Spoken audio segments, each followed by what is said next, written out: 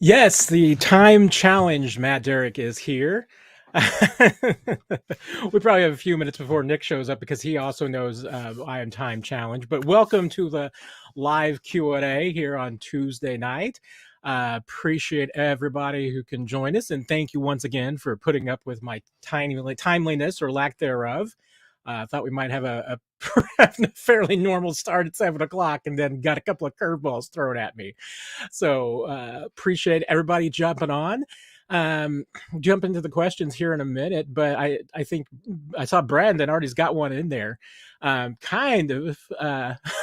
That's maybe going to be leading to what I was going to start talking about first, because I think amazingly enough, even talking about Chiefs, the one question that I get most today was about the Kelces, about Jason Kelce and Travis, and whether the reports that Jason is going to hang it up and call it a day after this season might have an impact on Travis. I'm going to let Travis's word speak for himself. He was pretty clear last week when we talked to him about his future, and emphasizing that sure, he's thought about retirement because he's 34 years old and he knows it's coming.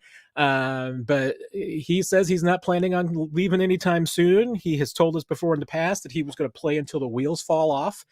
I think you got to take him at his word. I'd be very surprised if Travis decided to call it a day. I'm not even 100% certain that Jason Kelce's going to call it a day.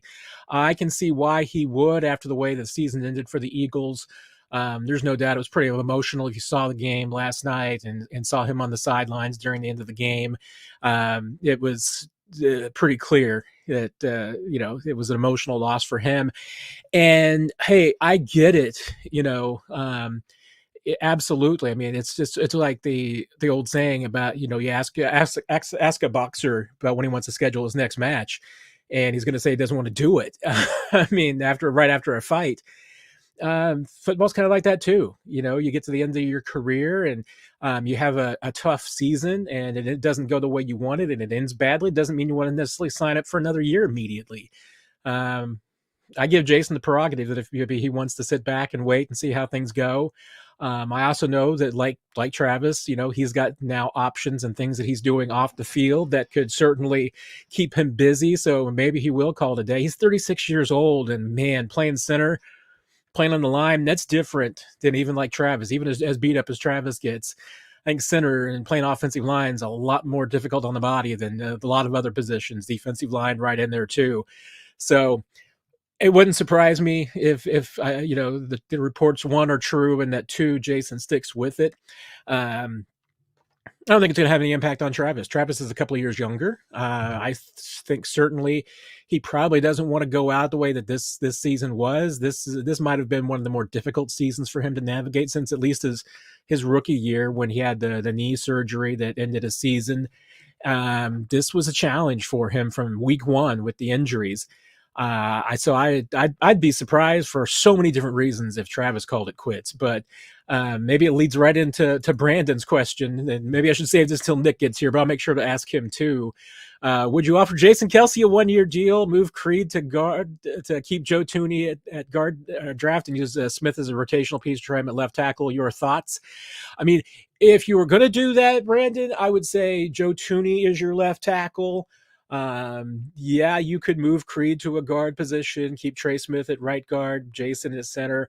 Maybe even Jason would want to play guard. I don't know. Trying to remember Jason's contract situation. I want to say he had been kind of on a 1-year deal, rounding things out. So let me just double check on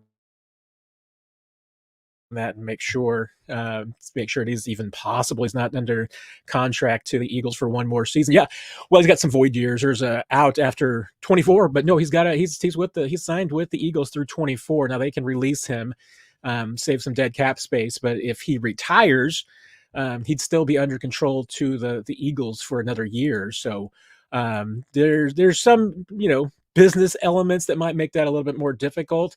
But ultimately, the bottom line too is that I'm not sure that I would want to move Reid from center.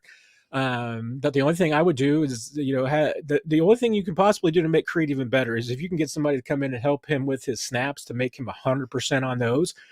You got the best center in the league, and a young center at that. So I don't know if I'd want to go that direction. I get it. And, and there's been speculation in the past about Jason and Travis getting together, maybe playing on the same team. I just don't know if it's a good fit for the Chiefs right now. So I don't know. I'm kind of the philosophy that it's probably never going to happen. But hey, I wouldn't mind seeing it. I just don't know if it's going to be something that can come across. So we'll see, but not 100% sold that is something that is reasonable. Other than that, anything up? I know there are some questions already in the stream, and so I'll probably just go to that rather than talk about anything else off the top of my head. I think your questions are probably better than anything else that's rambling around. Good win for the Chiefs on Saturday against the Dolphins. Not sure it was their most complete game, but it was certainly up there. Their best effort, I think, as far as an all-around squad since at least the first 7 weeks of the season. Can they do it again this week? They're going to have to. This is going to be a tough challenge against a Buffalo team that honestly has had the same kind of problems the Chiefs have had. They have not been perfect this season, so they've got some things that they're going to have to work through too. But this is a game which absolutely to me the Chiefs can win. Absolutely, I think they've got an excellent chance in this ball game. You know what? Now I realize I didn't invite Nick. I'm gonna have to send him a link real quick. So you get to see how the sausage is made here, folks. I just I'm an open book when it comes to some things, and when it comes to me being an idiot, I'm definitely an open book. So shoot it over there. And Mick might even be watching, wondering why I haven't sent him a link yet and everything. So it's there. Maybe we'll get to see Nick here in a little bit. But in the meantime, I am definitely just going to go firing on down through your questions. And Canadian Chief, what's the best way to stop Allen from running? Well, your guess is as good as mine because I don't know if anybody's really stopped him. But interestingly enough, Nick and I were talking about this earlier today, so he'll probably have some thoughts that I want to get from him too. But I think the Chiefs are going to have one really good way, which is that in obvious, possible run situations, and certainly I think some third downs when, that's when Josh can really break contain and really, cause his most damage. I think you're going to see Nick Bolton and Drew Tranquill on the field at the same time. And whether Drew's coming on for Willie or Leo or both alternating, I think you're going to see, a little bit more of Tranquill and Bolton on the field at the same time, because that really, if you're Steve Spagnuolo, gives you an opportunity to kind of disguise what you're doing defensively a little bit more. It's, our podcast that Nick and I do is 41 is the mic for a reason, because, one of the things a quarterback does, center will do, is identify who's the mic linebacker, who's the center of the defense, where's everything kind of, coming from. And, if you've got two Mike linebackers essentially on the field, two guys who can be playing the same role, and you can kind of rotate them and disguise them a little bit and not know maybe who's rushing, who's dropping back, who's the spy. That to me, I think would be a good way to stop Josh Allen. But two, if you've got one of those guys spying you, and I mean, I would typically have Drew Tranquill being the spy. I think he's better suited for it in that situation. That to me would be a great way to go. And so, I mean, you have to, measure it a little bit, because, you can't spend so much time worrying about Josh Allen that now you lose James Cook and you lose Stephon Diggs and you lose the tight ends. I mean, you've got to be worried about everybody on that Buffalo offense. But no, I mean, I think you have to keep somebody in the middle of the field to make sure that Josh Allen doesn't beat you, because we have seen him beat the Chiefs with his legs too many times, both on designed runs and on scrambles. So that to me, what you got to do, you guys got to be ready for it. Dr. Ozzy always has good questions. Chiefs last game versus Buffalo didn't have Pacheco, Tranquill, or Donovan Smith. What difference do you make for them on Sunday? Huge. And, and really, I probably haven't been talking about Donovan Smith as much, because I think that Wanye did a pretty good job. I don't think it's a huge drop off there. But, I don't think there's any doubt. I mean, those three players in particular, especially Pacheco and Tranquil, will have a huge difference. I mean, absolutely, Pacheco makes a tremendous difference in this Chiefs offense. We saw it against the Dolphins. What he was able to do in that game, whether it's running hard early to, just keep the defense honest and open some things up for the passing game, whether it's running, punishing in that cold weather and making the Buffalo defenders work for what they're doing. Pacheco will do all of that. And considering that last game was a 3-point game and came down to really a penalty, I mean, to me, that just tells you how close these two teams are. And when you take a guy like Pacheco out of that and put him back in, I think it's a tremendous difference. And not only, it was Tranquil out of that game, but, Bolton really still didn't have his legs back, coming back from the wrist injury. So he wasn't 100%. And remember, too, I mean, the Buffalo had a lot of success with, taking advantage of the space where Brian Cook would usually be, because that was right after Cook's injury with the sprained ankle. And, and Mike Edwards was in there, and teams were attacking that part of the field. The Chiefs really got attacked in, was that week 13? I'm trying to remember the time frame. Well, the Packers, certainly when he got hurt in week 13, that was part of the problem. Week 14, we saw it. Week 15, I guess, was the following week when the Chiefs and the Patriots. I mean, you saw teams, and the Patriots particular example was, using the tight end. We saw the running back against Buffalo, the tight end. Then you saw the Raiders in the run game, really taking advantage of that absence. So you had a 3-game stretch there where the Chiefs were kind of feeling their way through, trying to figure out how to replace what they lost with Brian Cook. And Mike Edwards was playing his heart out. And it wasn't his fault. It was just that the Chiefs were used to playing with Cook. They were used to the way that he played things. They were, and even Steve Spagnuolo and the coaches were used to calling a game with having Brian Cook back there. They've changed it. I mean, they had to tweak the defense a little. And I think you've seen it the last, few games now, and especially against the Dolphins, what the Chiefs were doing in the secondary as far as just maximizing Mike Edwards' strengths, taking advantage of all of that. I think that was a big deal. I mean, it really was. And, it took them a while to figure that out. So now that they have, I have a lot more faith in that. What you saw, some of the breakdowns that the Chiefs had against with especially James Cook and that portion of the game, I just don't think you're going to see that the second time around. So, and a big part of that is, too, having a guy like Drew Tranquil back. It's the growth and development of not only Mike Edwards, but Shamari Connor as well. That, to me, I mean, there's a lot of things that are different about this Chiefs team than what we saw against Buffalo back in week 14. So I think that from a personnel standpoint, the people who were in that game or not in that game who are going to be in this one, I do think that's an advantage to the Chiefs. And Brandon, thank you again for the support, Brandon. Really appreciate that. This is one pontification I know I do want to go off on.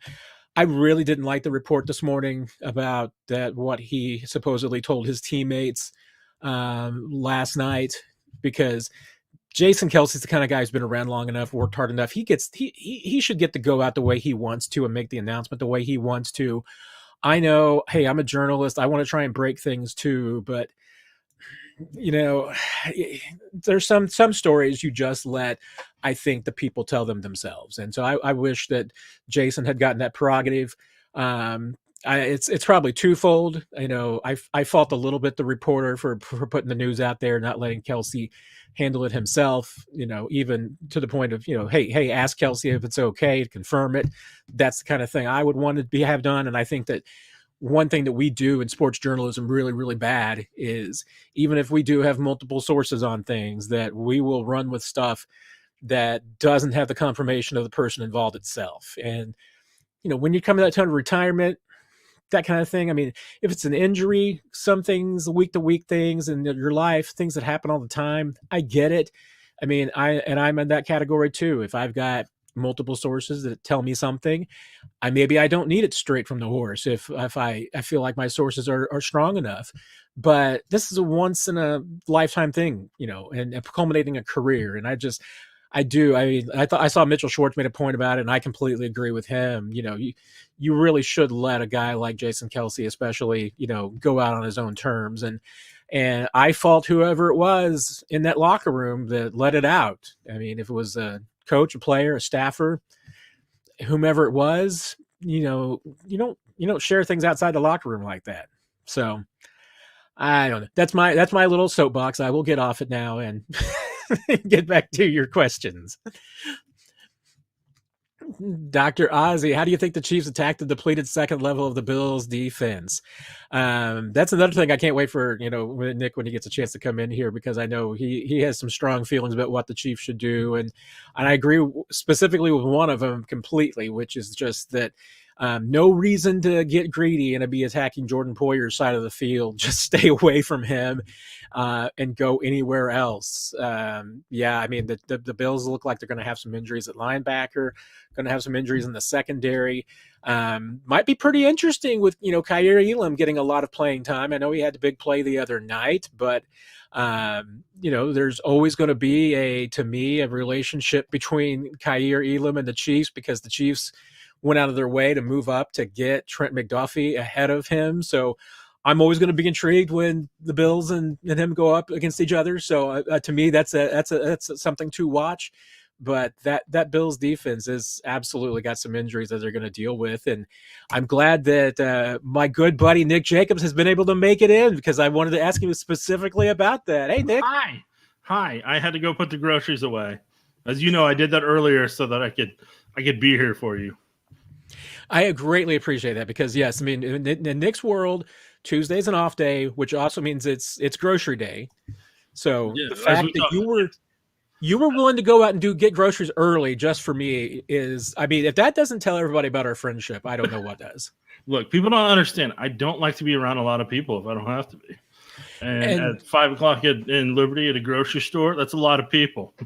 It's a lot of people. And at one point in my life, I was, if I got off like work at 10 o'clock or anything like that, that is the absolute best time to be going to a 24-hour grocery, because there is nobody buying groceries at 10 o'clock at night, 11 o'clock at night. So you don't have to convince me. I mean, I am fine with, the overnight crew on the floor putting everything away. Yeah. I have no problems with that. So I'm great with the late night grocery store run. So I appreciate you taking the sacrifice, Nick. Yeah, it's what I'm here for. Okay. I did it for each and every one of you out there. Except that one person that doesn't like me. You know who you are. I'm kidding. I don't know who it is. Everybody likes you, Nick. Come on. Yeah, no, it just depends, man. And I get it. Okay, I get it. I'm just not everybody's cup of tea.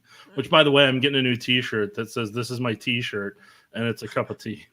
Very excited about it.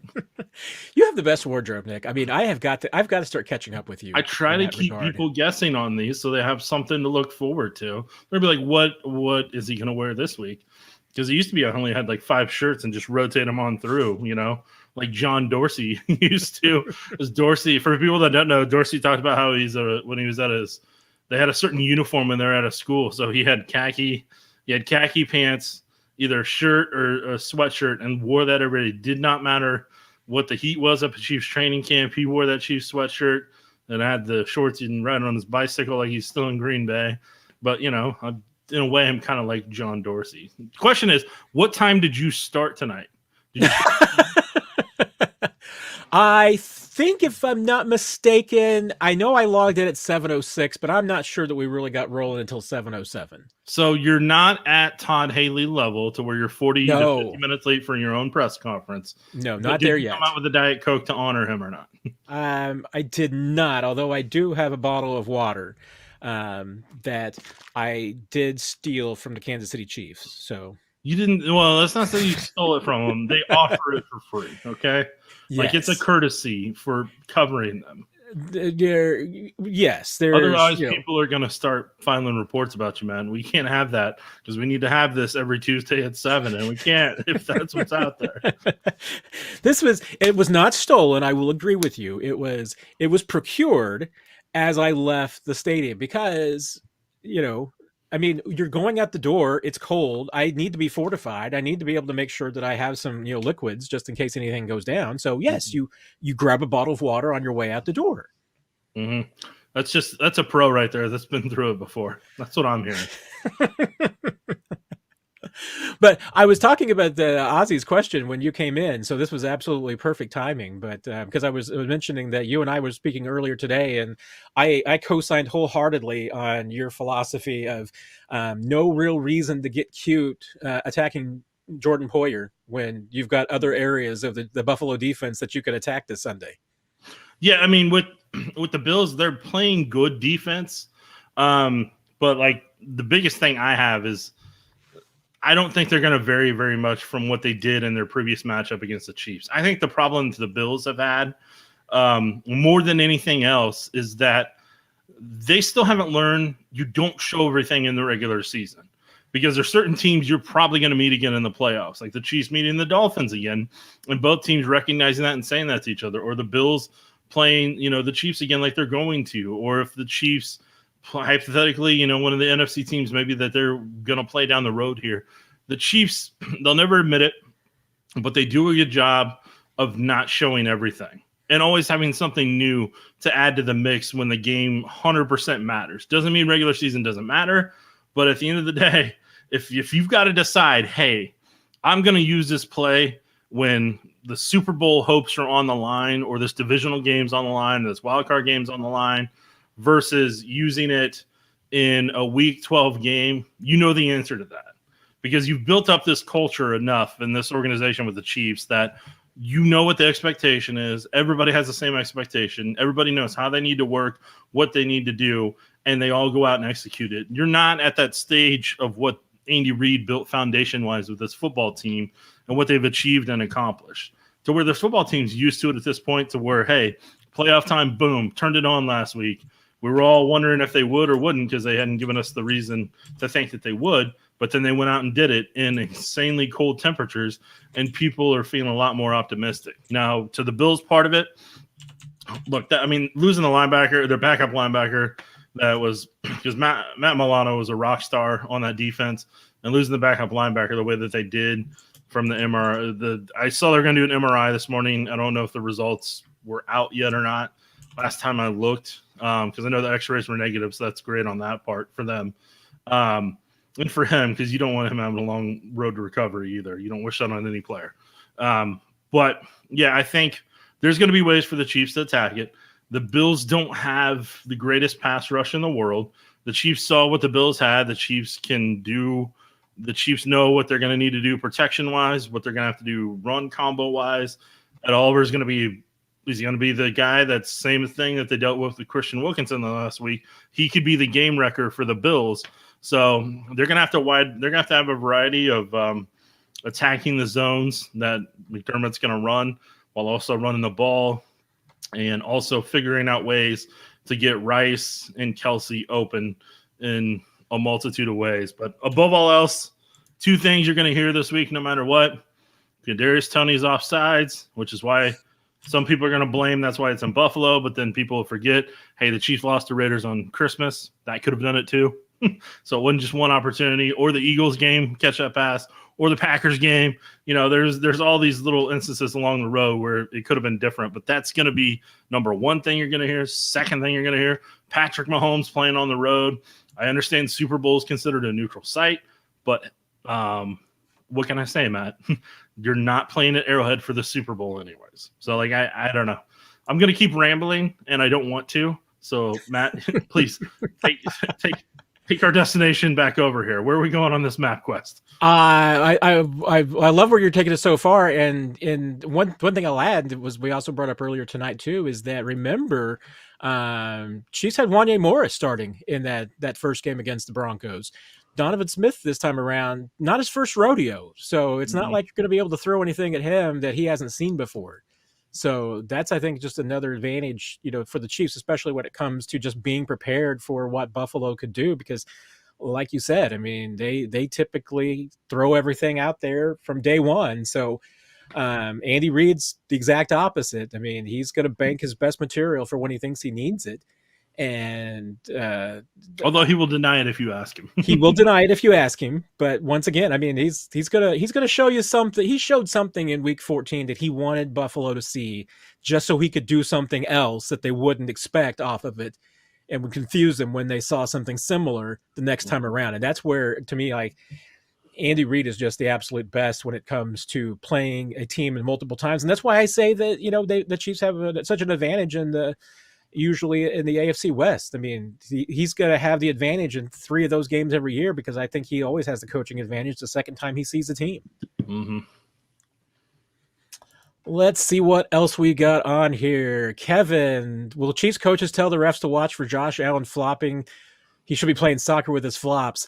The only one I would have an issue with, Nick, and we haven't talked about this, so I'm kind of interested in your thoughts, but the uproar over the Josh Allen fake slide and then the real slide later in the game, and whether that maybe influenced Myles Jack. I don't think it probably influenced Myles Jack, because I think Myles Jack is generally going to hit anybody that he gets a chance to, whether it's late, early, or on time. But it's a legitimate question to me that, hey, if your quarterback's going to fake a slide and then later gets hit when he does slide, I'm kind of, hey, it's the cost of doing business if your quarterback's going to do that. Yeah, you're using the key phrase right there. Look, I mean, the Chiefs do a good job of, I'm going to use a reference from Top Gun. The Chiefs do a good job of buzzing the tower if they have to. And by that, I mean, if you're going to stay up, they're going to hit you. But at the last moment, they'll buzz the tower and fly over top of you. And Josh Allen won't spill his coffee or do what you just did with a shock and awe right there. Luckily, it was an empty glass of water. Well, that's good. It was not my bottle of Chiefs water. So it was not the coffee that the commander had on Top Gun either in the ship. So that's good. But that would have been perfect if it had been. Yes, it would not have been perfect for my floor though. So I'm glad it wasn't. Yeah. So I mean, I think the Chiefs are still gonna. The Chiefs aren't a dirty team, so they're going to let up if it's reasonable and if it's at that point. But they're gonna have to hit Josh Allen a couple times, because they're gonna have to. Somebody's gonna have to make him. I hate to say it, you're gonna have to make him not want to run. You're gonna have to make him not want to take off, and you're gonna have to make him punish him when he decides to run. And the biggest blunder the Steelers made yesterday that the Chiefs, I think, probably learned from the last game, and they're really going to have to do even more so, is when you bring that blitz where he's not suspecting it from with your cornerbacks or maybe with a linebacker, whatever it may be, whenever you bring that, you got to come in under control. Do not come at 100 miles an hour, because he has a good sense and he will see it and he will adjust from it, because a Steelers cornerback should have had a sack. And the Steelers, in my opinion, I think they kind of took that from the Chiefs a couple weeks over the past couple of years, because L'Jarius Sneed's been able to do that. That is the quickest way that you rattle Josh Allen, is when you have some of those corner blitzes, you bring it early, you get aggressive early, and then he will speed up a little bit. He will start to speed up a little bit, and then he'll make a little bit quicker decisions. Doesn't mean he can't burn you, because he's gotten better over time at being able to, when that moment comes, being able to attack it.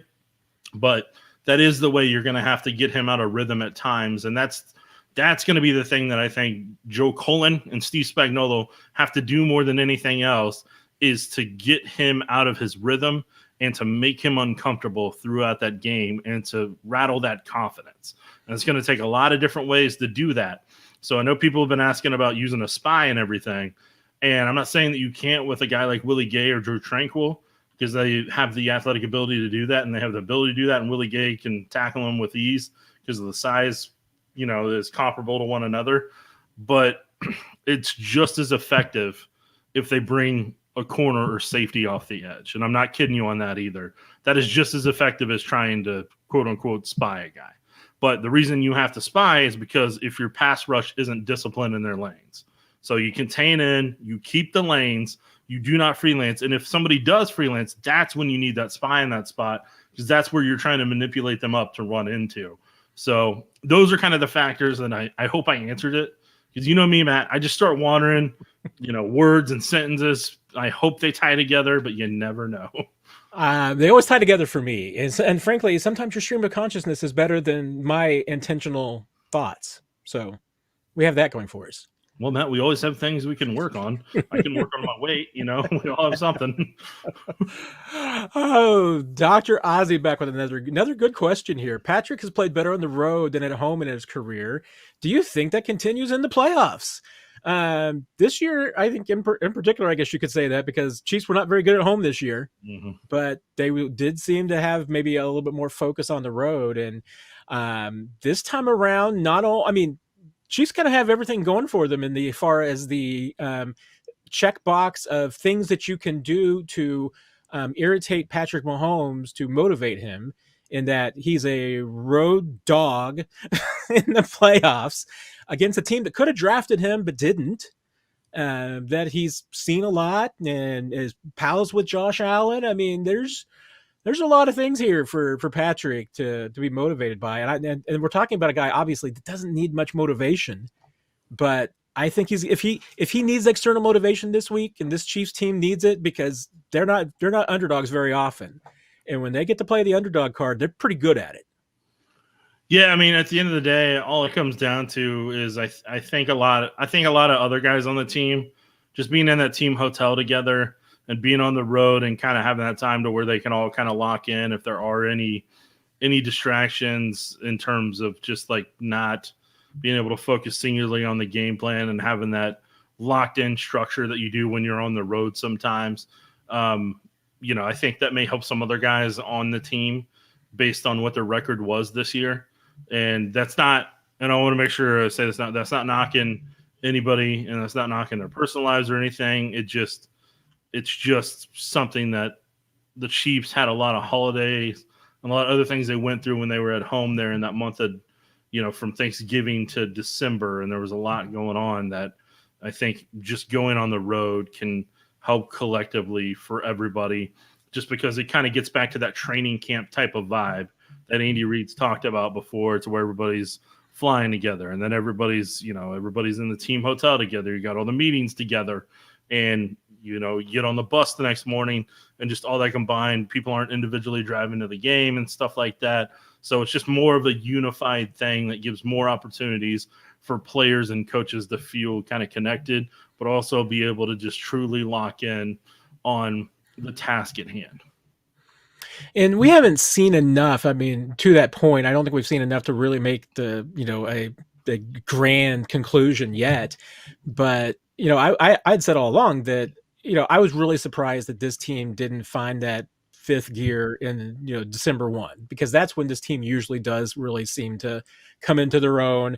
I mean, Andy Reid is a really good coach at this point in his career of making sure that his team kind of has their engine in idle mode through most of the regular season, and then so that they can peak, when they get to the postseason.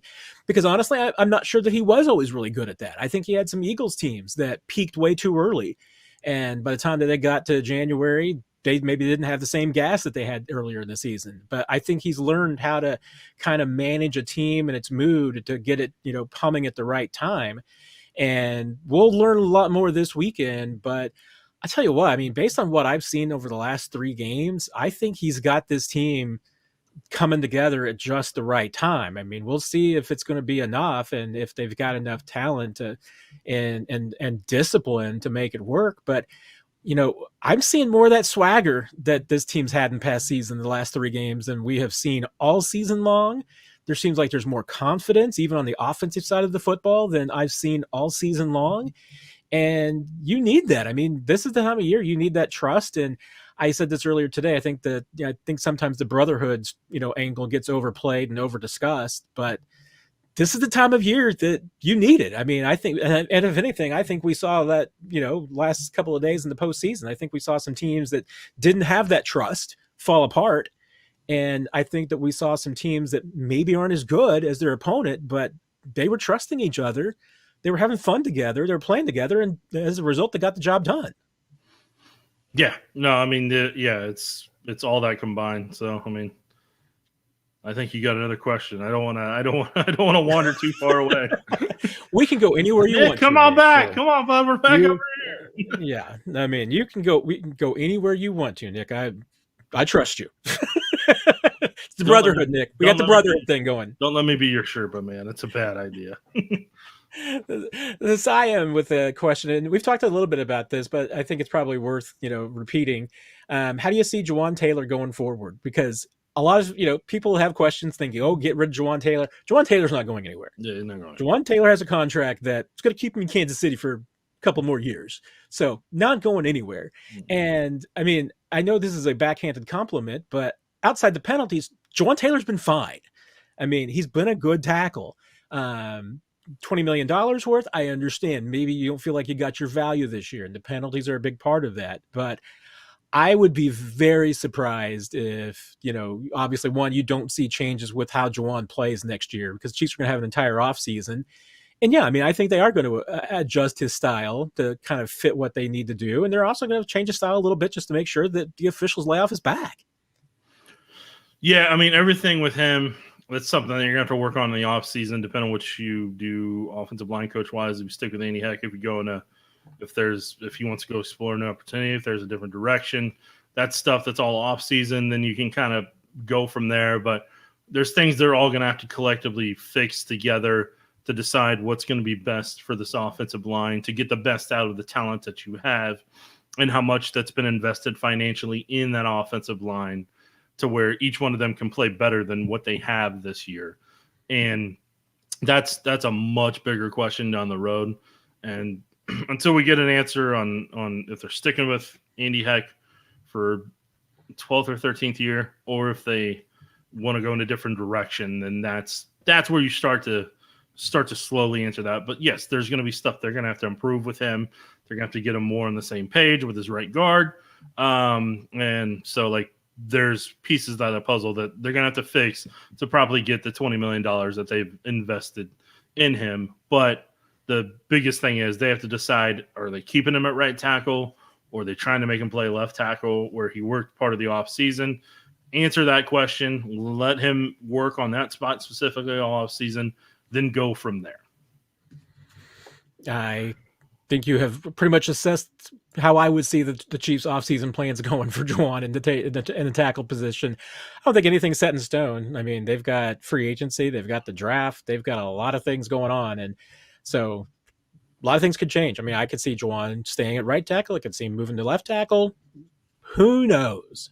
There's a lot of moving pieces, and as you say, parts become available in March, and then you see what happens. That is right. There's a kind of a flurry of questions fitting into this category, and I'm going to group a bunch of them together, like Aztec Chief asking any injured players coming back this week. Deldrick asking, is this the release Kadarius Toney game? We've got Dr. Oz asking about KT Ross and Sky Moore. I mean, we'll get the best indication on Wednesday. But, I mean, I would say that based on just what we've heard and seen, I mean, I can't rule out the possibility of maybe Sky Moore returns, this week. Maybe they open up his practice window. That's not any guarantee. I mean, he's the only one I think would be the one that would be most likely. I'm not sure that Brian Cook is in that category, so I wouldn't see his practice window opening. We know not going to happen with Jerick McKinnon either. So as far as those guys actually returning back, I mean, like I said, and we would know on Wednesday, but even a player like Sky would be very un-Chiefs-like and very un-Andy Reid-like for a guy to return to practice from injured reserve on a Wednesday and actually be on the 53 and playing on Sunday. So I think you've got what you are, but KT and Ross was not exactly a healthy scratch. I mean, he was limited a week with a hamstring, and Tony has obviously been dealing with the hip and the ankle. Nick, I haven't seen any, real push from the Chiefs to rush those guys back. I mean, I think obviously they just won a playoff game pretty handily without them. So not saying that they both couldn't be back this week, but I don't think that the Chiefs are rushing and going to push either one of those guys ahead of schedule to get them back if they have to. I don't think they're going to do that. Well, I mean, first part of it is Scantling, McCole Hardman, Richie James. They saw this, they all saw 20 plus snaps for the most part. And then you add in Justin Watson. I know he saw a lot too. So if there's one more guy you're adding that mix, Kadarius gives you the most potential juice for, 10, 15 snaps, and he's still been practicing each and every week. Ross with a hamstring, hamstrings normally take anywhere between 2 to 6 weeks to get back to normal. And, he aggravated that hamstring just after one game back that he played all the snaps against the Chargers. So if you're using him, it's really more for red zone and potentially jump ball in certain situations. So, that's going to be a limited amount of snaps, even if he does come back. And like you said, with Sky Moore, the Chiefs normally do a 2 to 4 week ramp up before a player comes back. So if Sky Moore is playing this weekend, more than likely you were doing that 2 weeks ago for this specific moment. So if they do open this window, you're opening that window for maybe a conference championship or Super Bowl if you feel that you're potentially going to need him. But you've got so many wide receivers on this roster, and you've got the 3 tight end set that I don't personally think that you're going to be doing much at adding on to the wide receiver group as is. I think what they had last week worked, and if you need to add a little bit to stray from that, in my opinion, you're adding Kadarius Toney to take some of those McCole Hardman gadget plays for the most part, and have him out of the backfield like they used Richie James on a couple plays. That's really more where you're using Kadarius if you're doing it. Yeah, and that kind of hits it for me, which is that I don't know right now at this point in the season and with the body of work that they have under their belt and are ready to do, I don't know if there's anything that Kadarius can come in and give you that you're not getting from McCole Hardman or Richie James. Right. And you're probably just adding the, possibility of bringing in a player that you could lose during the game because, he has re-aggravated this a couple of times now. And I kind of feel probably the same situation with Justin Ross. I'm not sure there's anything that Justin Ross gives you that you don't get with Rashee Rice, and just better. So hey, if they're healthy, Chiefs might find a way for them, place for them, but they didn't really need him last week. And they do probably need some depth at some other places. And, rather than carrying 6 or 7 receivers on game day, I think if I'm the Chiefs, I might want those roster spots at a couple of different places, but your mileage may vary. Colby Makes Photos has a question, and Ozzy had a comment on it too that I really liked. Will we get to see Pacheco throw a touchdown out of the Wildcat?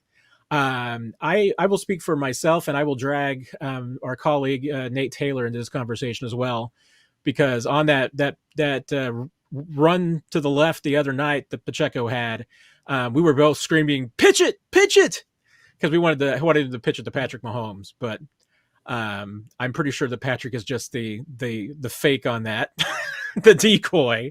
But I really do want him to pitch it sometime to Mahomes. I want him to throw it to Mahomes at some point. It needs to happen, but I just don't know if it needs to happen in a divisional playoff game at Buffalo. So the question I'm wondering with it is it what they set up last week was interesting. Oh yeah, because it set 2 other things up for down the road, and I'm telling you right now, one of them is you pitch it back to him, he throws it. Throws it back right. But then the other thing is the way Pacheco rotated around.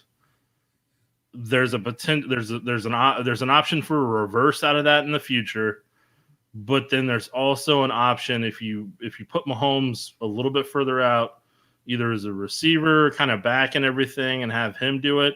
Then you do either a handoff. I would do it in a handoff form because there's less chance of a fumble. Or you pitch it and he's on the reverse and he tosses to somebody that's on a leak route on the backside. So, they were setting it up. So it's there for over the next potentially, definitely this week, maybe 2, 3, who knows. But there was 3 plays that were set up that I saw out of that I'm like, okay, this is on tape now. And it's either set up for McDermott or Harbaugh or maybe even the Houston Texans down the road. But that's set up for them to use again down in the red zone inside the 10. That play also reminded me of something else, which goes back to the couple of weeks ago with the disastrous um, trick play that Mahomes and Pacheco had the trouble with and created with the turnover. Um, I am 98% sure, and I could be wrong. Would be glad to admit I'm wrong, but I'm 98% sure that both those plays' origins came about with Jerick McKinnon being the back handling the football, because that would make a lot more sense. I mean, McKinnon pitching the ball, McKinnon throwing the football. He was a high school quarterback.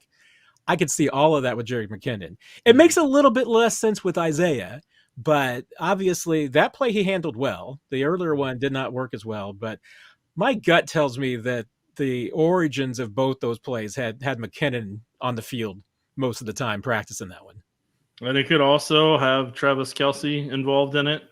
Could have Blake Bell involved in it as well down the road, since both of them played quarterback. So I'm saying there's a lot of versatility that could be used in that down the road. Yeah. Sharon's got a really interesting question that I could probably spend like half an hour talking about, but I'll limit ourselves, Nick. No, you're good. What do you think the impact of 6 weeks of playoff mentality will have on the Bills? I think sports psychology is underappreciated, and I'm with you, Sharon. I think it absolutely is. I take it even further. I mean, we just don't consider it's once again, I go back to my Roy Kent speech. You don't know what goes on in the minds of Oi. You don't know what goes in the minds of players. You don't know what's going on in their heads. And, sometimes a player has a bad week. Doesn't mean he's a bad player. It might just mean, hey, you know what? Got a colicky baby at home, or, maybe the wife got laid off. You never know. I mean, there can be all sorts of things going on in players' lives that we don't know about that affect their play on the field. But to this one, I mean, just like we've been talking about, the Chiefs have been at maybe a competitive disadvantage over the last 6 weeks of the regular season because they had so much less rest than their opponents. She's right. I mean, Buffalo's pretty much been in win or go home mode since they were 6-6, since week 13. So they've been pretty much, in that kind of playoff mode for a long time now. That has to have a drain and be wearing on you. I mean, and if anything, I mean, this is definitely kind of the third playoff game in a row, because that Dolphins game was absolutely a playoff game for Buffalo. Mm-hmm. How much of a toll does that take? Well, I mean, part of it is I know whenever I'm going back to look at their schedule real quick. Once it hit, they lost to the Bengals in week 9. People started writing them off. Then when they lost to the Broncos, November 13th, that's when people really wrote them off on Monday night there at home in that 24-22 loss. And they turned it back around against the Jets 32-6, and then lost that 3-point game to the Eagles, then went into the bye week. And obviously they fired their offensive coordinator, Ken Dorsey, in week 10 after the Broncos game and made him fall on that sword. Then after the bye week, that seemed to kind of give Brady enough time to be able to kind of work on it. And then they rattled off 3 incredibly tough wins that they did against the Chiefs, Cowboys, Chargers, Patriots, and Dolphins. But in those last 3, I will say, after they dominated the Cowboys in the run game, and had the Chiefs wins really what kind of propelled them. That's what gave them the confidence to really come back and really be able to attack in a way. And then that propelled them in the Cowboys game. Chargers game was a battle they weren't expecting, and that actually was a pretty close, almost lost. The Patriots snuck back in that game. And then honestly, the Dolphins, they gave up a special teams play, and that was the spark that they needed, and that forced the Dolphins to come to a very cold Kansas City at Arrowhead Stadium. And that's when the Dolphins, playoff season obviously ended. So for the Bills, like, part of it is there's so much psychology with them right here. So, and this is why I love this question, is they have a lot of guys have the 13 seconds in their head still. McDermott has it in his head. The coaches that are still on the staff from them still have it in their head. Josh Allen's going to have it in his head. That's why he's going to be relentless, and he's going to force some things from time to time. And there's going to be some guys on that roster that are going to remember 13 seconds and not want to let up and not feel like there's a sigh of relief, even if they, happen to be up with the score or if they're down, whatever it may be. Like, they're going to remember that. and they're always going to have a little down their head since it's Patrick Mahomes and they played him so many times. What do him and Andy Reid have in store? What do they got that we're not expecting is going to be another heartbreak for us? Just like the Bills and their fans went through in the early 90s with the Cowboys, unfortunately. So the Buffalo's a fan base that's dealt with a lot of sadness, as the Chiefs fan base dealt with before Patrick Mahomes. And they've had their backs against the wall, and Josh Allen said it in his press conference yesterday. But he's just happy that other teams are kind of going through the same thing they are, in terms of everybody's single elimination now. And like they've been doing it for weeks, but they have it now. I think what's going to be the bigger factor is more so the fact that Chiefs are going to have 2 extra days of rest. That's going to be the bigger factor, to where the Chiefs have 2 extra days to where they were able to recover and be able to kind of watch the Bills game basically after 2 days of rest. And then they get to kind of go up there a little bit fresher than what Buffalo is going to be after a physical Pittsburgh Steelers game. And that's where I think you could see that both early on, if the Bills are a little sluggish after that opening drive or two. But then the Bills looked sluggish there when that third quarter came around and Pittsburgh made their adjustments. And if it wasn't for Josh Allen's touchdown and Shakur's touchdown there, that who knows how that game goes, because Mason Rudolph was dialing up there a little bit. Whenever Mason Rudolph, let's be honest, shouldn't be able to dial up at all. I'm sorry. I'll admit this game is dragging some feelings back for me, back to young Matt Derrick, Nick, because I was in college right the last time that Kansas City went to Buffalo for a playoff game. Mm-hmm. And I don't have fond memories of that, Nick. Yeah.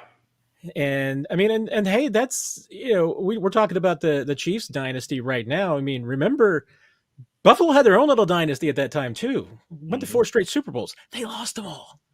I mean, that is the one thing that, I mean, if Buffalo, you almost want to root for Buffalo, because that franchise has just been snake bit. Nope. But then again, it's not those Buffalo Bills. It's not those teams. It's not those old guys, and it's not Thurman Thomas headbutting, Ralph Wilson. One of my favorite memories of all time was Thurman Thomas headbutting a 95-year-old man. That was with the Buffalo Bills of old.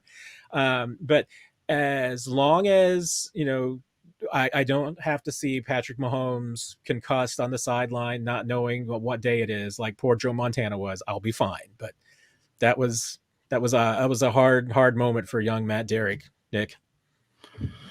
Yeah, I went back and looked at it again yesterday. Went back and looked at the highlights of the game and everything.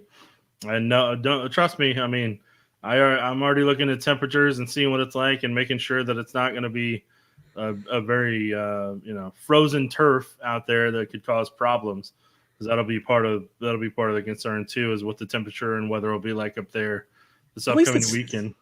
At least it's a field though, and it's not that concrete that they played on back in the 90s. So we got that going for us. I'm hoping so, man. Go KC forever brings up an interesting point. And I think you and I talked about this too, but were you surprised Mahomes didn't get called off the field for the concussion protocol when he broke his helmet? I was. I mean, I thought that when he had to switch out his helmet, for sure, that one, they were either going to force the Chiefs to use a timeout to keep him in the game or force him to the sideline. The only thing that I can possibly explain, Nick, is that there's no rule in place for it. There's no guideline, because I don't think, one, they never expected a player's football helmet to crack on the field. So right. There's a rule if you lose your helmet that, yes, you've got to go to the sideline for a play. And we've seen quarterbacks do that. We've seen quarterbacks have to get pulled out of a game because they lost their helmet. They got to go over to the sideline, make sure they know what day it is and how many fingers somebody's holding up before they can go back in. But there's no rule if your helmet gets cracked. So I think, and obviously Mahomes was doing his best to try and not get over to the sideline and not get anybody to notice, because I think he was afraid he might get taken out of the game. So I would not be surprised, though, if there is a policy adjustment in the offseason that says that, yes, if a player's helmet gets cracked and part of the helmet falls onto the field, that you have to get a little visit from the UNC to make sure that your noggin's okay. I don't think you're wrong in anything you said.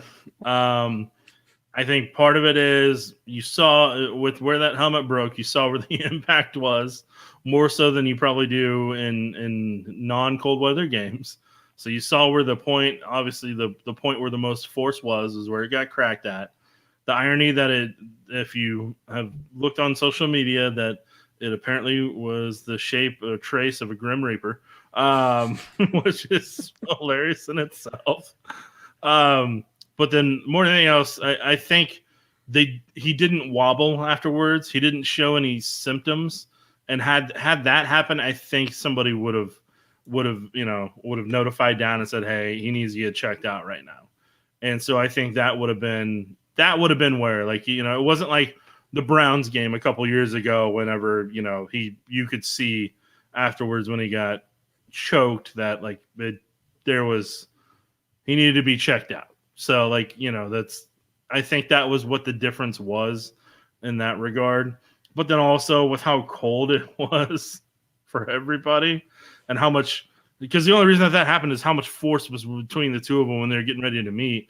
While, with offensive linemen and defensive linemen, together, that's not as far of a runway to set up to create that level of force. This next question I have to go to, because my last comments about the Buffalo Chiefs playoff game, my good friend Craig was with me on the University of Missouri campus during that game. So, and Craig now with Houston Matters radio show down in Houston, and so he's got a weigh out on the Texans, because I tell you what, I mean, I would love to see Chiefs Texans. I mean, I would have enjoyed seeing it this week in the divisional round, especially if the Texans came to Kansas City. But if the Texans got a chance, they got a chance to beat Baltimore, I think. And I don't, not looking ahead here, but I would be fascinated to see the Chiefs defense and secondary against CJ Stroud, because I think that would be the ultimate test for CJ to kind of see where he is and if he's the real deal or not.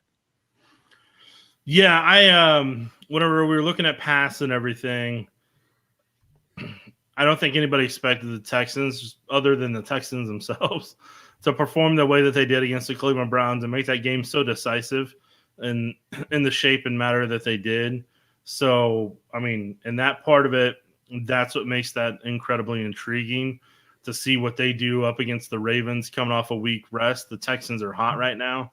And what can Stroud do against that Baltimore defense? It's going to be a big moment for him in his young career, just like it was for Mahomes when Mahomes got to go against Brady and the Patriots early on in his true first year of starting in that AFC Championship game. And for not only for the Texans, but also for Stroud, like if they do make it to an AFC Championship, whether they play Kansas City or the Bills, like that's kind of that. Here's another guy that's added to the list that in terms of the AFC, in terms of stacking it at that point, if Burrow can stay healthy, then you got Josh Allen, then you got Lamar, and then obviously, you have Stroud, and then who becomes Herbert's coach and can then they lift him up. So the AFC is going to have a lot of quality quarterbacks because of it. What Stroud does against the Ravens, and then if he makes it to the AFC Championship game, those are the two things that really kind of help start to slowly move him up to that next tier, to where he's going to overtake what people thought Trevor Lawrence was going to do in that division. And then now the Texans become the team to compete against, because the Titans have just exited the AFC South chat for quite some time. The Jaguars, we'll see what they do with their defensive coordinator. And then, Anthony Richardson's going to have to stay healthy, and Colts are going to have to come up with a better defensive scheme to be able to really compete against the Texans. So, yeah, this is a big week for them. I mean, from a Chiefs perspective, it would be a fun challenge if they got to go against them and get to have a game at Arrowhead, and Stroud gets his first game at Arrowhead Stadium, and in one of the biggest moments of his career. So, there's a lot of intrigue there. But, hey, like we talked about, Chiefs got to take care of their business. But I will tell you, I am very, very excited to watch that. I'm very excited to watch that Texans Ravens game, but I'm just excited to watch Packers 49ers. Like those two games, those are games that I got marked down. And then obviously I'm gonna look forward to watching the Chiefs game, but I'm just really intrigued by those Saturday matchups to see how those go. The Buccaneers Lions would be fun for me to watch but it's contingent completely on the Buccaneers breaking out the creamsicles, because I absolutely need like early 80s Doug Williams going up against the Lions. I mean, I need that kind of 1981 vibe going for me, Nick. I mean, that's the only way that's really, it's going to be a fine game otherwise, but I need those early 80s vibes going for me. So Buccaneers, please break out the creamsicles. That's all I'm saying. Hey, we'll see what they do. And Craig and I have now gone full circle because Craig once asked for questions on his show down in Houston for EGOT winner Rita Marino, and I wanted him to ask her about her days on the electric company, and that was a fascinating conversation. So, Craig, thank you very much. I greatly appreciate you popping in. Oregon Fishing's got I think a really good point here. The crossing routes could be a huge area of success for PM this week with the Bills and their linebackers underpowered. Worked really good in the Finns game, and that was what got the Steelers going Monday. I mean, they were really. I mean, that when the Steelers finally started moving the football a little bit, I mean, they were attacking the middle of the field, and that does seem like there's something that the Buffalo needs to work on shoring up this week. Am I wrong? I mean, they can try, but they kind of are who they are at this point in the season. So, I mean, I'm very interested to see if the Bills try to go out of their comfort zone and blitz like the Dolphins did, or do they sit back in their zones and really kind of make the Chiefs work? And then the Chiefs, if they have to counter off that, then do the Chiefs run the ball down their throat and force Buffalo to try to stop that and stay committed to the run and then start to throw off of that? I don't know. It's gonna be an interesting chess match among anything else. But I mean, after we get done here, I'm gonna go watch Hard Knocks with the Dolphins. I want to see their week headed into Kansas City. Now this will be, I think it's the last Hard Knocks since their season's over. I don't think they're gonna do one, follow them around on their vacations. But if they do, I'll watch that too. And then then I'm gonna go back and look at the Chiefs' previous game against the Bills and kind of remember a lot of things since there's been almost a month of football since then. Yeah, people don't really, maybe in Kansas City, remember this and know this, because most of the Chiefs seasons anymore end in like February. So, guys are still hanging around for like parades and stuff like that sometimes. But the Dolphins losing on Saturday, there is nobody left in that facility. They had their exit interviews, probably finished them up yesterday, and they are gone. Anybody who is not in Cancun at this point or on a golf course, they just haven't gotten on the plane yet. They are checking out. But like my thing is, if you already live in Miami, Florida for work, like where do you actually go that would be considered a vacation? Well, this time of year, I guess you gotta go to the Southern Hemisphere, right? I mean, you gotta go somewhere where it's like but 80s, like, and 80s and doesn't rain every day. Like, oh hey, look, it's like Miami all over again. The only difference being is that in Miami right now, none of the Dolphins can go anywhere without somebody probably yelling, "You suck." That will be the one vacation from it. Andrew Sundberg, who's an X factor for each of you for the Chiefs to win on Sunday? You got a good one, Nick, because I think I'm going to have to scratch my brain a little bit here, because I think all of my potential X factors are very, very known factors. I mean, I'll give you a couple. First one for me is going to be the Chiefs offensive line. Like that's the one. Can you open in red zone? Can you open up the run game in the red zone? Can you lean on people together collectively? Can you double team to backer and allow yourself to be effective in the red zone just by simply running the ball? Because that was part of the difference against the Dolphins, to where you had to kick field goals because they weren't able to do that, and they had some trouble with some of the blitzes the Dolphins were bringing inside the 10 or 15. So that's on offense. That's who the X factor has to be, is collectively the front five on that offensive line. Defensively, and it's going to be cliche again, and I'm fine with it. But how does that Chiefs defensive line perform? Because they struggled last time against the Bills and creating a lot of pressure for Josh Allen. And the front four of them need to be able to do that. So Steve Spagnuolo has everything he needs to be able to attack them in blitzing and guessing and some potential zone coverages, if he needs to double digs or what he may need to do against the tight ends or how they want to handle James Cook. Like, all that combined is going to be a part of that. And if there's a player that I think above all else that isn't on the defensive line that needs to do that, it's Drew Tranquil. Can he be the guy who eliminates what James Cook brought to the table last time in the passing part of that offense? So, Matt, I hope I bought you enough time to come up with who you're potentially interested in. Just give me a pat if you're good. If not, I haven't managed to come up with a statistic to back up my one X factor. Well, I have two X factors. I'm going to go with one on both sides of the football. Okay. But one was pretty easy for me because the guy who I think had the roughest game last time against Buffalo, and like I said, I don't think it was entirely his fault because I think it was just the situation. But teams have been attacking Mike Edwards since Brian Cook went down because I think that every team feels like that's the weak link in the Chiefs defense. And I'm not sold that it is because I think the Chiefs have shored that up. I think they have figured out where his best strengths are. And I think they have figured out how to, accentuate that, how to take advantage of his strengths and minimize his weaknesses, just like they did with Brian Cook. They did some really creative things as far as rotating him and all of their safeties and Justin Reid and kind of moving guys around to disguise what they were doing against the Dolphins. So I think that has been mitigated, but the Chiefs are 4-0 when Mike Edwards gets a turnover. So Mike Edwards gets a turnover, Chiefs are going to win. I'm just saying.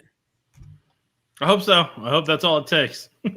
And on the offensive side, I mean, I do think it will be the usual suspects. I mean, it's going to be Pacheco, Kelce, Rice. But if there's anybody that could jump out and surprise me, I think I would put my money on Justin Watson being the one that maybe gets a couple of surprise balls, maybe gets a deep ball, connects on that, and is maybe maybe he ends up with 4 catches for 70 yards. That's the one guy I could see. But right now, the Chiefs, they have a triumvirate. I mean, if it's not Pacheco, Kelce, and Rice getting it done on offense, it doesn't get done right now. Mm-hmm. So they could certainly use somebody jumping up there and giving them some help. But Nick, if you're okay with 15 more minutes, I think we got some more questions. If you can last that long, you gotta do a lightning round though, Matt. All right, we're gonna do lightning round. Lightning round. Wrapping stuff up. Would the Bills game get moved because of a new snowstorm this week and not allowing them to practice? No, this game is not moving. I mean, I suppose they could move it out of Buffalo if they got 4 more feet of snow. But I can't see. I mean, the NFL. I mean, one, they're not moving the championship games. They are fixed on that weekend. They're not moving them from their time slots on Sunday. So it's not like they're going to kick one of those to a Monday night or something crazy like that. The Bills have gotten all of their get out of jail free cards to me when it comes to postponing or moving games. If they can't practice this week, go somewhere else. I know they got an indoor facility, but if another snowstorm comes in and they can't play, maybe move the game to Cleveland anyway. That was the joke or the rumor, the speculation last week. We've been down this road before, but that's my feeling, Nick, is that they've used their get out of jail free card. So if you can't play in Buffalo on Sunday, you're playing it somewhere else. I mean, I'm looking right now. I don't know how much they're projecting, but I mean, there is snow in the forecast on Wednesday, Thursday. I mean, it's Buffalo in January. Friday. I mean, it's just like there's going to be rain and sunshine in Miami this week. Limited Saturday and some Sunday. So, I mean, hey, if they want to have their snow confetti, or their snowfetti, as I'm going to call it. Snowfetti. So like they did when they kept throwing it up during the game yesterday, and then they threw it to receivers when they were in the end zone and everything, did all that stuff. I mean, like, that in itself is worth it for all the snow you're going to go through, because only there in New England are the ones that you really remember them potentially doing that. But I guess, I mean, I don't know. I mean, for the Bills right now, how much are you – I hate to say it this way, but how much are you really doing practice-wise at this time of the year? I know it sounds weird what I'm saying, but I'm saying more than anything, this type of the year is kind of more mental and walkthrough than it is necessarily like, you're in high school practicing for a state championship out there and shoulder pads and helmets every single day.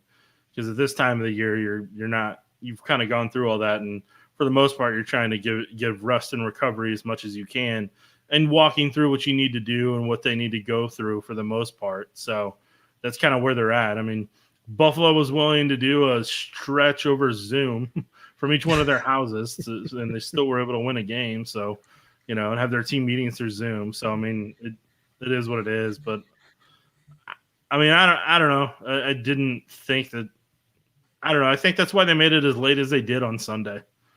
I know it's going to be like a prime rating window, but I think they gave them every single opportunity possible to where they're like, hey, we're going to move it to the last game. And they probably looked at the forecast and said, forecast should be good by this point. So if there is something, gives them this much more amount of time versus the noon Sunday they had last time. I agree. I mean, and they certainly tried to mitigate the rest issue by giving Buffalo as much time as they could to recover. But Chiefs having 2 more days is still a big advantage to me. And then if they keep moving it back, and then you give Chiefs 3-4 more days. So, it's still, exactly. The Chiefs are always still going to have 2 more days than Buffalo does. So it doesn't matter. Right. I just wouldn't want that game being pushed to Monday. And then the Chiefs all of a sudden have less rest than whomever they're playing in an AFC championship game. You're doing terrible in this lightning round. I'm doing terrible. You're taking the scenic route right now. I apologize, people. Brad wants to know the key to forcing multiple Josh Allen turnovers. It's confusing him. Like part of it is confusing him, and another part of it is having a lead on him to where he feels like he's really got to push into some tight windows and that he's really got to press. It's about making him press. It's about forcing him to have to throw to win and be behind. And part of it also is what teams used to do to the Chiefs, to where if the Chiefs run the ball, like the Steelers did for part of it, and the Steelers got reckless with their plan half the time. But if you control that clock, you run that ball, you limit the Buffalo Bills' possessions, and then you go down and you punch those in for 7 and not have field goal after field goal after field goal, you force him to press, and you force him to throw it in a tight window that he may not otherwise, or potentially force it to a player who, is actually double covered, but he doesn't really think it is. Because there was a lot of bad interceptions he threw to open the season against the Jets in that game, where Jordan Whitehead had a career off of it that one night. So, I mean, like you got to speed it. There's different ways you can go about it. You either speed him up, you either get a lead on him, and you force him to feel like he's really going to have to force the issue through it. And then the other part of it would be, among anything else, is not allowing James Cook in the run game to be a big part of it. That's what's created the balance and kept him from turning it over as much as he has, is being able to kind of lean on Cook to where he doesn't feel like he has to make the play every time. And if he's having to throw 30 times instead of 50 times because they have a reliable run game, then that's 20 less plays of risk. I know it sounds weird to say, but like that's 20 less plays that a coverage can confuse him and be able to force a turnover. So, I mean, like it's not just one specific thing, but you take all those things combined, those are all different ways and strategies to go about that. I mean, and to me, this is a way that you force Josh Allen into making mistakes, but it's also the key to the Chiefs to winning. You get the lead and you keep it, because you're absolutely right. I mean, you need to force, if you want Josh Allen to turn over the football, you need to force him to play from behind. And you obviously need to make sure that you don't you need to play sound up front, especially up the middle, because as you talked about earlier, you can't let him escape. You can't get Josh Allen in the 3rd and 12 and then let him scramble for 14 yards and a first down. If he can keep drives going that way, he will.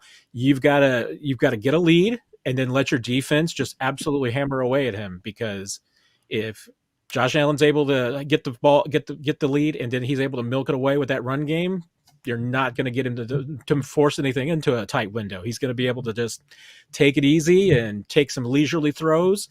But you put him down 10-0 early, and he'll make mistakes. I mean, that's kind of been his mojo this year. Lightning round. Lightning round. I know. I'm going on.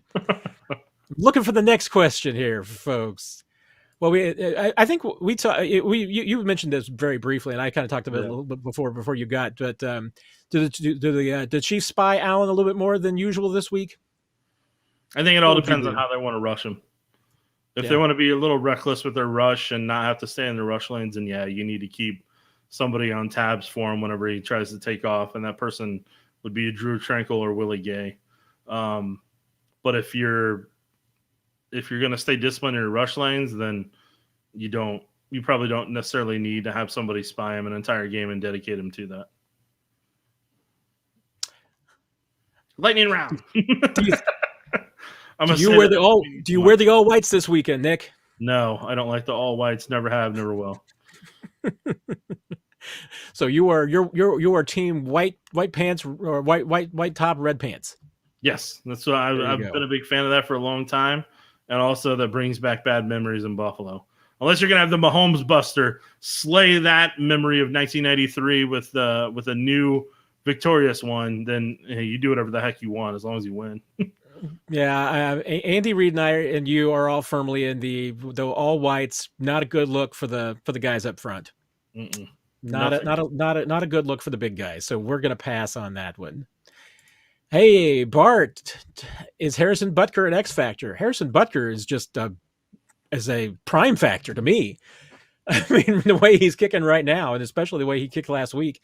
This guy, for a guy who never kicked in college because of his offense, Harrison Butker is a really good cold weather kicker. Yeah, I mean, I don't worry about Harrison Butker whenever he's the field goal kicker this year. Last year he had some hiccups along the way that made you a little nervous. But yeah, no, I mean, look, Harrison's, you hope you don't have to use him very often. You hope you're scoring a whole bunch of touchdowns and he's just doing the extra points. It's what you're hoping for. So, but I mean, he could be just as big of a factor as anybody else this upcoming week right now.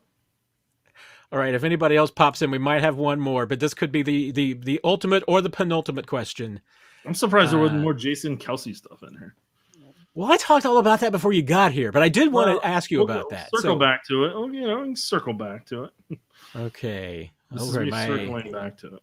This is me circling back. Right there. Okay. It's frozen for some reason. I don't know if you can see it on the screen. I can't see it on mine. I'm trying to bring it up. No, I can't see it yet, but you can read it. But Charlie, very kind. Appreciate the support, Charlie. Super thanks. Very thankful. There we go. Thoughts on Harbaugh to the Chargers kingdom? So there's a couple guys that I think we'll see how things go with the Raiders, because the Raiders players are pushing really hard for Antonio Pierce and things have been leaking out in the media about potential threats if they don't make Antonio Pierce the head coach. The question will be what he does with an offensive coordinator, what he does with the defensive coordinator, what he's going to sell on them for what his staff would be if he's there. I think I personally think Pierce is the backup plan in the Raiders. I don't think I think if they can go get a big fish in Vegas, treat it like, they do any other act in Vegas, that big headliner, then, I think that would be the road that Mark Davis would go yet again versus the past 3 times that he did as well, 2 times. In terms of the Chargers, I think it all comes down to 2 things. Are they, with people like Jim Harbaugh, Bill Belichick, and some of those guys that have established themselves, have been, Harbaugh may have not won the Super Bowl, but he's been to a Super Bowl. He's won an NFC championship. Belichick's won a lot of championships. They want to build in a certain way. And they have the vision of the way that they want to build what's going to be the team, what's going to be the routine, what type of player they want characteristic-wise, what works for them, what they respond to, and what they want in each position group that they have. And they want to be able to have the coaches that share that same collective vision, so everybody is either buys in or plays a game called not work here anymore. So I'm just honest. So the part of it is with somebody like Harbaugh, the Chargers have to give him all of that. Whoever he wants as a general manager or the person that he gives the grocery list to and says, go get those things for me. Thank you. Then that's what that needs to be. And he's going to want a comfortable amount of money to be able to leave college. And he's going to use a lot of different teams to create that leverage, just like he's going to use Michigan to create that leverage. And, contractually, he's going to get a nice chunk of change because of what he's accomplished, both as a quarterback in the league, as a coach in the league, and then winning a national championship at the previous level. He's shown his system can win at both college and pro level. He has proven that because he's been in the mountaintop in 2 different sports. One that has NIL and has guys on scholarship, and another one that's in the pro game, and he had a lot of success. So the Chargers are going to have to pony up, and that number that Ben Johnson wanted, the $15 million a year, if he were to get that, then every single other coach that ends up going somewhere is going to at least want that's established. So like that, if you're a coach right now, the first thing you're waiting on is you're like, hey, is anybody going to get Ben Johnson done first so that we can set the market number and everybody else is above that? And then there's going to be coaches that are in the league on a team right now. They're going to be like, hey, if Ben Johnson got that and Belichick got this and Harbaugh got this, I deserve X, Y, Z because look what I've done. So, like I'm telling you, whatever happens with Ben Johnson, what he gets financially versus what was leaked out, I think that plays the domino effect for so many different things. And if I remember correctly, Matt, you can tell me I'm wrong. On January 21st, that's when they can start doing in-person interviews, if I remember correctly, right? They don't have to do you are correct. Zoom and virtual stuff anymore. So I think that's why it's been such a slow process for people to hire coaches. But in all honesty, that's been a really good thing too, because it's forcing a lot of people to have to interview a lot of different candidates and really make the right decision and not have it distract people that are in the playoffs team-wise. And it's also not punishing coordinators that are currently in playoff thing. They've all had an opportunity to sell themselves and kind of have it not be a distraction or anything feel rushed. So I love that part of the process has happened. I wish it was further back till after the conference championship for every team, but I understand that it wasn't. But if Harbaugh's with the Chargers, he's going to bring a toughness. He's going to bring a physical run style. He's going to force Herbert to have a certain level of footwork, to have a certain level of style that he approaches. So he will make Herbert a better quarterback. He will make that football team tougher, and the Chargers will be a legitimate threat. For Sean Payton, the question for him is, who's his next quarterback? Because he's starting to build that team, but who is he going to have as his quarterback? And then that determines if the Broncos are right there in the contending as well. But the guy who scares me more than anything else isn't Jim Harbaugh. It's Mike Vrabel. If like Mike Vrabel went to the Chargers, that's when things get real very quickly. Yeah, and I mean, you and I both know. I mean, NFL coaching carousel might not be done yet because just because there's some teams in the playoffs doesn't mean that they might not be making some coaching changes too. I mean, there's going to be rumblings in Philadelphia. There's going to be, if the Chiefs punish the Bills this weekend, there's going to be rumblings out of Buffalo. And man, I mean, yeah, tell me, there's one place that I would not want Mike Vrabel to go outside the AFC West, because Mike Vrabel, I think, is a very scary coach. And if he got a quarterback, he'd even be more scary. Mike Vrabel in Buffalo. Yeah, that's terrifying. Would be terrifying. Yes. That might be the end of things. It would be significantly competitive for the 1 and 2 spots. Probably all of this is great news probably for Andy Reid, because if all of a sudden, hey, Belichick and Mike Vrabel and Jim Harbaugh come in and Ben Johnson gets a ton of money and everybody just resets the NFL coaching market, Andy won't do it, but Andy's agent will say to Clark, hey, need a little extra. Need to get that done. So Ben Johnson hasn't won these Super Bowls and been to this many championships. Exactly. What are those worth to you? All right, I'm going to give you the floor. Jason Kelce. Okay. Thoughts? Yeah, what part are we answering here? Are we answering the retirement part? Are we answering the hypotheticals I've gotten about him? What are we going on here? Total freedom. You can. Okay. I gave my thoughts at the beginning of the show, so I'm going to let everybody get your thoughts at the end. All right, we'll attack it all. And then are there any more questions after that? I think this is where we're going to finish because Okay. Max was asking, did Jason Kelce actually retire for sure? Which don't think he actually has retired for sure. So I feel like New Heights is going to be very popular when it releases for this upcoming podcast about Jason's thoughts. What Jason, because if he was going to do it, I feel like he was going to do it through his podcast with Travis, and kind of he does it in his way. He gives his thoughts unfiltered, and it's not necessarily from a press conference perspective. It's just kind of him, and if he wants to have his family involved in the New Heights way of it, he can.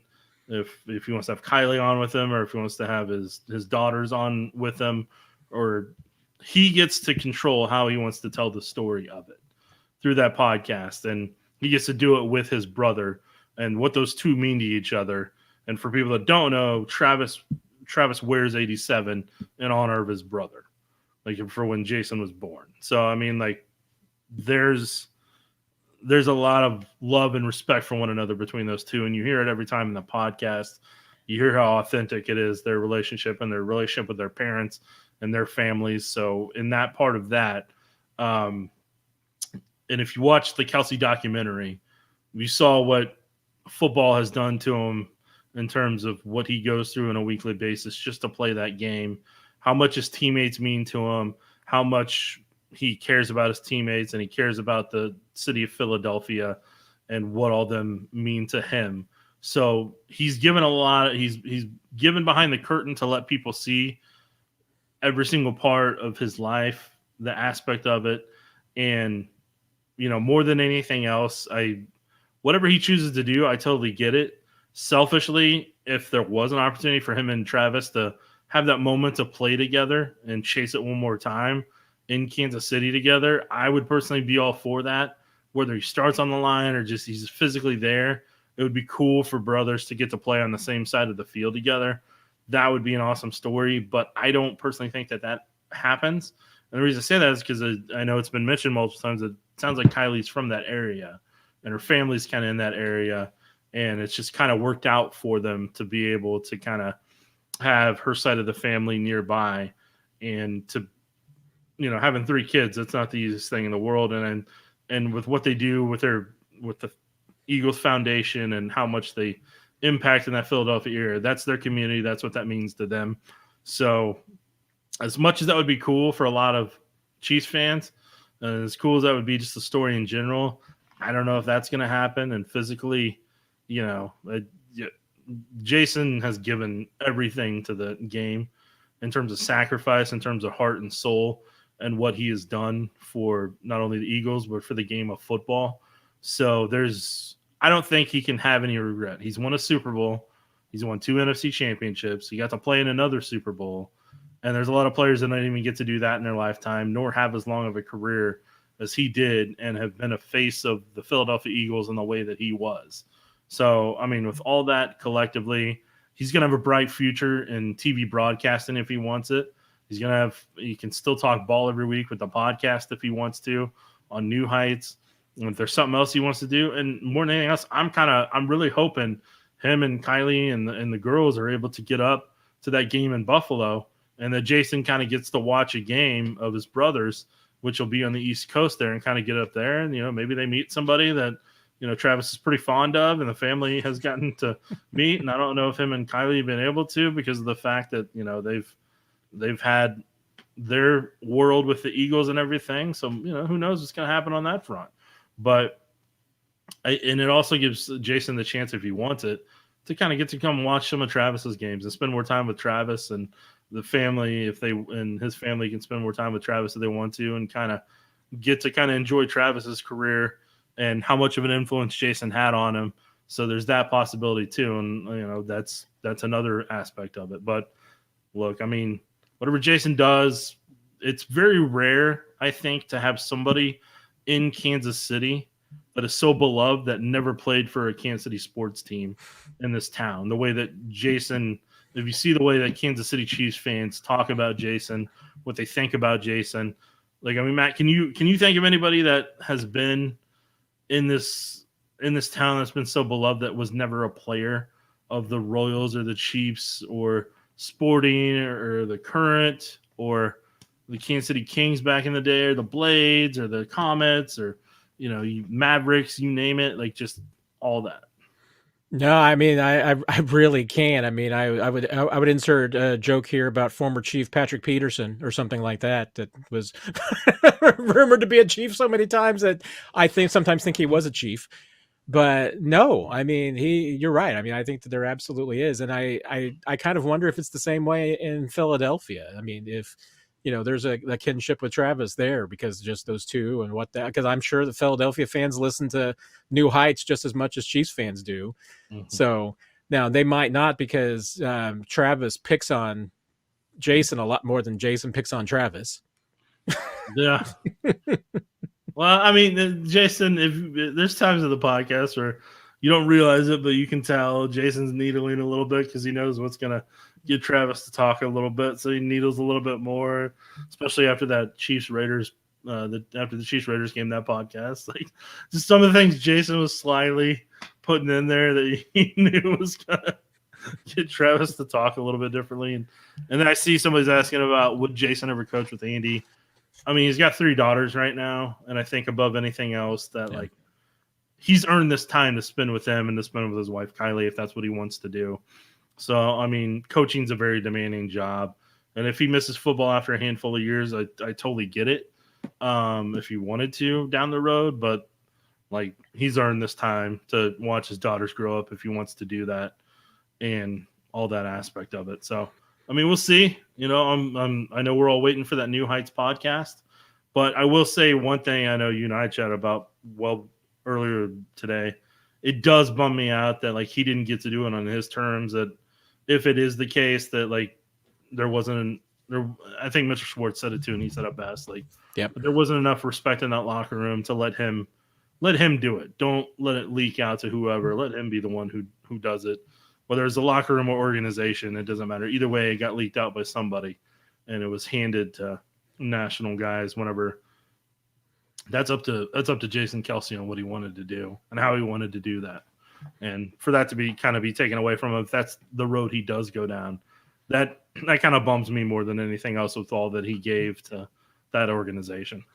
Yeah, I had the exact same feeling. Not only from the fact that there was somebody in that locker room who thought that it was okay to share that to also the reporter who felt that was okay to say without talking to Jason and letting him know and everything. I mean, unless you get it from Jason, that kind of thing. I mean, we all get stuff, and hey, I've reported things that I've gotten from multiple sources that I just don't have from the horse itself, from the player themselves. But that's not a once in a lifetime retirement announcement. That's not that thing. So to me, hey, I kind of set, there's certain things I think you have to set aside, and being first with a story sometimes I think needs to come second behind, what's best for the people and what's best for the person. But that's just me. I'm sure there's a lot of people that disagree with me. So, but I will say this, you know what? As much as I think it would be cool to see those two play together, I don't want to see it for this reason. I don't want to see Travis in a Eagles uniform any more than I want to see Jason in a Chiefs uniform. No, those two guys need to play one uniform, one team. And that would be cool too. That's the legend of them both. That finishing their entire careers with one team. So I wouldn't want to see them, and I don't want this to be like. I don't want that sad feeling. I don't want to think of Darrelle Revis in a Chiefs uniform. If for no other reason, then the only thing I can think of him in a Chiefs uniform is batting a ball into the hands of Marcus Mariota. But in all fairness, I don't think a lot of people remember he was even on the team. If that makes you feel any better. Oh, and Matt, before we go, the shirt, for people that want to know, it says taters are going to tate. Okay? It's a play on words. So that's what the shirt was, if anybody was wondering. Taters going to tate. Because I got a couple texts. I was wondering, I was afraid there was a reference that I was missing. Haters are gonna hate, Matt. I do get that. I was just afraid it was like from a movie that I was not getting, and I was not cool and hip. No, if I find a fun T-shirt, it gets bought. It really does. I understand that. Your collection of T-shirts is a lot more fun than mine. So I need to up my game. I stumbled on a website, and there it was, and here we are, 10 T-shirts later when the next round comes in. Oh, Nick, I couldn't do this without you. Thanks you You so much for can. popping in Don't tonight. doubt It's not yourself. it's not as fun without you, Nick. I mean, it's not. Everybody loves to have you in here. And this is without me having sugar. Imagine if whenever I Yeah. go eat here in a minute and have carbs and sugars in my bloodstream. That's a whole different level of crazy. The only thing I do wonder about, whether Jason will be in a box with, people this weekend and everything, is that I have to assume that his phone is absolutely blowing up from networks who want him in Oh, studio this weekend, commenting on the games. So he's going to have a lot of options about where he wants to watch football this weekend. I don't doubt you on that one. Like where? Okay, if you're Jason Kelce and you're hypothetically retiring, where do you think is the best spot for him to land on what for his post football career? Hmm. I Gosh, I mean, I think he would be awesome as a color guy on a game broadcast. I wouldn't want to see him in a studio. I think that would be boring. But I think that would also probably be easier for him. I mean, that is the kind of thing you can kind of just show up that day of and everything. I mean, there's color commentating does take a lot of work, and not that studio work doesn't, but you know, for the studio shows, you could probably fly in on a Saturday night and fly out Sunday afternoon, and Mm-hmm. you can be back home with the kids. And Philadelphia to New York is not much of a travel and everything, so you can do that. Whereas hey, flying out to do the West Coast game might not be the most fun. So maybe he wants to wait until the kids are a little older. I think he'd be great. I mean, at almost anything. And no, I don't mean this I would fire Rob Gronkowski today and hire Jason Kelce because he would be a million times better. You're not wrong about that. You're definitely not. Yeah, I would say from a color commentary perspective, like that takes a little bit of time to work up to. And the reason I say that is just because for somebody that's going to be involved in the game broadcast, you start your week out, you got to watch tape on that team just like you would if you were playing. And you have to do that for a handful of days just so you get a good vibe for every part of it, what you'd be doing. So it's just like you're studying an upcoming opponent. So that's the part where it keeps that in the football routine. Then you add in the production meetings that you may have with your own broadcast. What are they thinking storyline wise? What are they building graphics wise? What are they thinking of? And then you have to factor that part in with what you're watching tape wise to be able to kind of emphasize some of those graphics or be able to set up those graphics with your commentary. Then you have they're kind of, it depends on which crew's doing it, but some crews like to do Zooms now to where they talk to, either players or coaches that they would get and kind of run them through like they used to in a team hotel. And now they kind of just do it through Zoom. So that kind of adds on, I think, at times during the week versus like, hey, you're setting aside a couple hours. This person comes through. You talk to 8 different people, get a vibe for everything. And then you do that part of that. And then you have to put, depending on if a color guy wants to do it, typically, I don't think they do, but like play-by-play guys put what they call their board together. And it's this big board, and it's got every single player, kind of a depth chart purpose or number, how they'd start, and then it's got things written in about them, like little fun facts or something about them that, Timmy Timerson loves. He loves caramel macchiatos from Quick Trip, or something like that that people can remember, something they learned about him during the week that they think a viewer's going to enjoy. So it's actually a full week process when you're doing a color commentary or play-by-play for a game. And like you said, if you go into a studio show, you get to watch the game during the week if you want. Put whatever prep you want into it. You can try to do enough so you don't embarrass yourself on TV for the money you're getting paid. But like you said, you get in and out maybe a couple days a week versus having to dedicate so much to being an expert on those 2 specific teams you're watching. Yeah, That's it's broadcasting. And you're right. I mean, you do. I have noticed definitely in post COVID because I think pre-COVID, yeah, it was fairly standard. I mean, every broadcast crew, the play by play and the color commentators would come in on a Friday morning and meet with the home team. Then they meet with the visitors on Saturday. So they're in town for 3 days. It's a little bit less like that because now you're right. I mean, some crews do virtually. The A-listers still usually come in early. I mean, your primetime broadcast, they'll come in 2 days early to do the sit downs with the coaches and everything. Because what NBC, when this past week for us, Tarico and Garrett, weren't they here Thursday when we were all out there at practice, if I remember correctly? Yeah, I mean, and I know, Tarico, whenever the Chiefs are on Sunday night, Tarico is there on Friday. Same thing with Nance and Romo when they're doing a Chiefs game, they're there on Friday. If like Noah Eagle has the game, no, I mean I think that's a Zoom. Who knows, man? I'm not gonna put anybody down, Matt. Jeez, I'm not trying to be that guy. I'm just saying, clout has its privileges. And for people that don't know, in terms of TV broadcasts, since I produce at a TV station, the sports ball stuff, we'll have Road to Vegas again, 6:45 on Wednesday, Thursday, 6:30 to 7 on Friday, and we'll have some stuff this weekend for you too. But for people that don't know, for me doing like an hour pregame show whenever it's on our air, I typically put 2 days worth of prep work into it for an hour of television. So like Matt knows when I'm doing TV and when I'm not by how stressed I am, or if I can accept his call or not.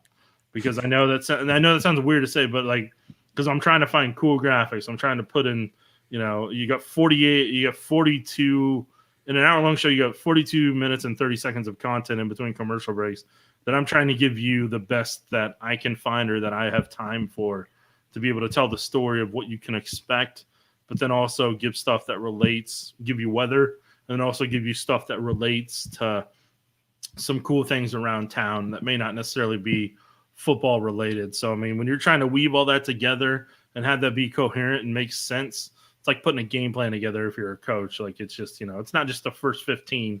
It's the first, 120 probably in terms of broadcast terms. So, yeah, no, it's doing TV, man. You wouldn't think that some things that you watch for an hour take as long as they do, but it's easily 2 days of me building something together just to, hope it goes right in an hour and that a live shot doesn't go down and somebody's IFB connects through cell phone, or if there's a whole bunch of fans in a cell phone thing that the live shot still picks up the way that it needs to. Anyways, people probably don't care, but there's a lot to it. That's all I'm saying. In the immortal words of Bill Murray from Groundhog Day, people just think you take the camera and point it at stuff. It's a whole lot more complicated than that. If you do it correctly, yes, it's more complicated.